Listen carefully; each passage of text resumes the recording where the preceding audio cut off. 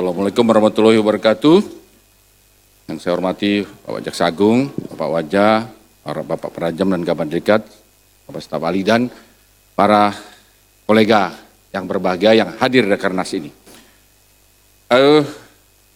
Adapun saya ingin langsung saja Bapak, kebutuhan real di tahun 2024 itu sekitar 191 M sekian, di mana bisa dibagi menjadi program penegakan dan pelayanan hukum sekitar 17 M sekian, dan program dukungan manajemen 174 M sekian. Nah, pagu anggaran di tahun 2022, Kejati DKI mendapat 153 miliar, dan di tahun 2023 mendapat 176 miliar. Ada kenaikan. Terima kasih Pak Jambin, Pak Karocana. Namun di sini juga di tahun 22 Kejati DKI mendapat hibah untuk pembangunan gedung senilai 226 miliar, dan di tahun 2023 Kejaksaan Tinggi mendapatkan hibah dari Pemprov sebesar 317 miliar rupiah yang terdiri dari untuk furniture, peralatan intelijen, bukan untuk menyaingi Kejaksaan Agung, tapi memang di Kejati ingin mempunyai peralatan intelijen sendiri. Ada untuk CSR untuk mobil tahanan juga.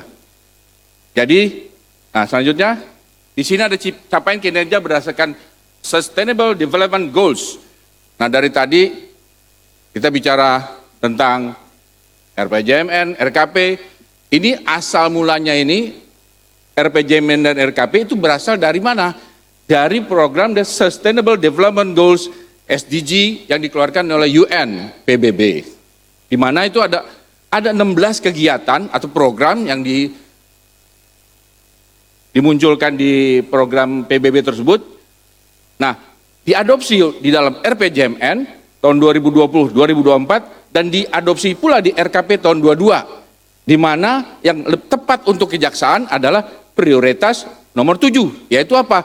Memperkuat stabilitas politik, hukum, pertahanan dan keamanan, dan transformasi pelayanan publik. Lanjut.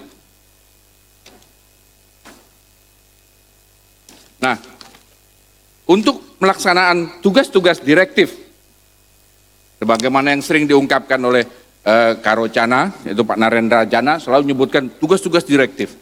Nah, di bidang tindak pidana umum, sebelumnya ingin sampaikan bahwa ada beberapa tugas direktif yang harus dilaksanakan oleh Kejaksaan, yaitu Inpres mengenai pemberantasan mafia tanah, Inpres mengenai pemberantasan mafia pelabuhan, Satgas atau Saber Pungli, dan sistem pengendalian intern pemerintah.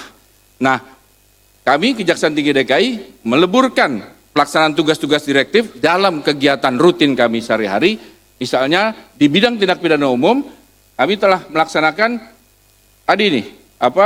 pelaksanaan putusan perkara tindak pidana yang berkekuatan hukum tetap yang total kami laporan tahun masuk tahun laporan ada 5.700 dan diselesaikan 5.144, sisanya hanya 531.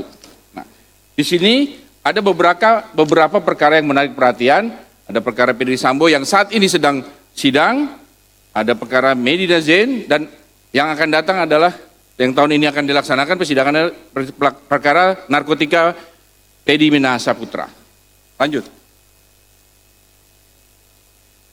Dalam memperkuat transformasi pelayanan publik sesuai RKP Prioritas Nasional nomor 7, maka Kejaksaan Tinggi DKI mendukung program yang dilakukan oleh Bapak Jampidum, yaitu Restoratif Justice, di mana dari 34 permohonan di ACC oleh Bapak Jampidum itu 32 perkara.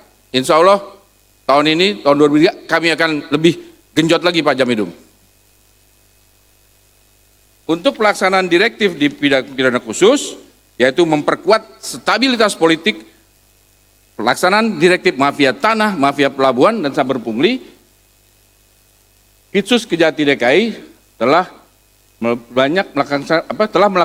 melaksanakan eksekusi terpidana 52 orang untuk kasus korupsi dan TPPU, kasus kepabeanan, bea cukai dan lain-lain 39 perkara. Nah, pengembaliannya, alhamdulillah nih karena kita banyak perkara dari Pak Jampisus, jadi pengembalian negaranya agak banyak. Ya. Jadi yang sudah masuk, yang sudah tercatat di dalam keuangan, sistem keuangannya adalah 1,9 triliun kurang lebihnya. Lanjut. Di bidang perdata dan tata usaha negara, ini salah satu yang kaitannya dengan memperkuat stabilitas hukum dan transformasi pelayanan publik, yaitu pelayanan kepada pemerintah provinsi maupun kepada BUMD di bawah pemerintah provinsi DKI, yaitu kami telah berhasil berupaya menyelamatkan senilai 5,4 triliun dan memulihkan sekitar 262 miliar sekian. Di mana ada perkara datun sebanyak 1.580 perkara, pelayanan hukum sebanyak 161 kegiatan. Total yang berhasil dikumpulkan di sini adalah yang kita bisa membantu Pemprov itu adalah sekitar 5,7 triliun rupiah. Lanjut.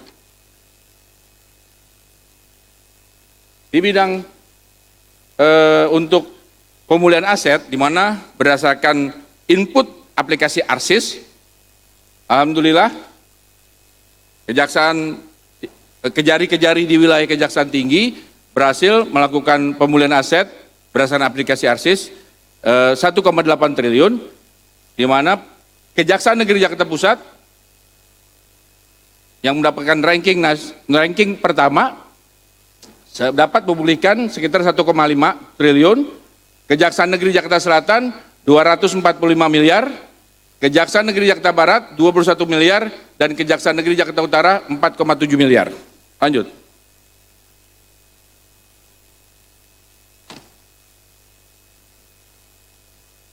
Di bidang pembinaan, secara keseluruhan, rata-rata presentasi realisasi anggaran pada Satker di wilayah Kejaksaan Tinggi adalah, Kejaksaan Tinggi DKI di sini adalah sebesar 98,47%. Nah, target PNBP di tahun 2022 yang telah dibuat oleh, ditargetkan oleh perencanaan dan keuangan, itu sekitar 153 miliar sekian. Nah, dapat direalisasi itu sebesar 2 triliun sekian. Nah, itu ada penambahan dari target sebesar 794,45%. Alhamdulillah. Lanjut. Bidang intelijen.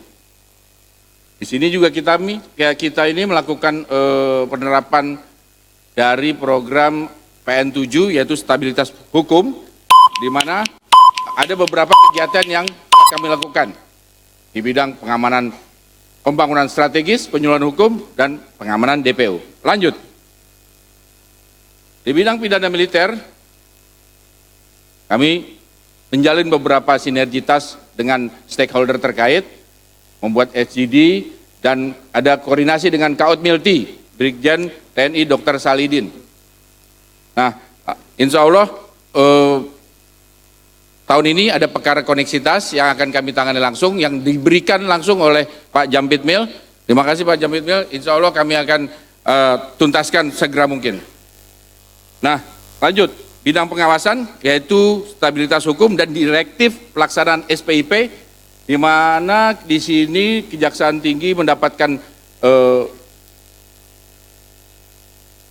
laporan sebesar 14 dan semuanya telah kami selesaikan.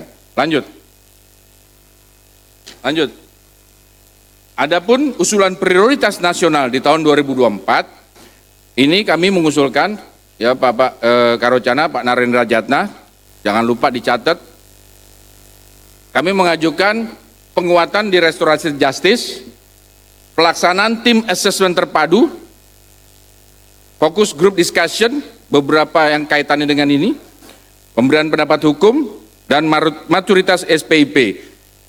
Hal ini sebagai bentuk pelaksanaan prioritas nasional ke-7 dan direktif beberapa inpres yang telah ditentukan untuk dilaksanakan oleh Kejaksaan.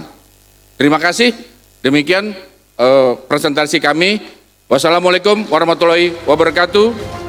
Om Swastiastu, Namo Buddhaya, Salam Kebajikan. Terima kasih.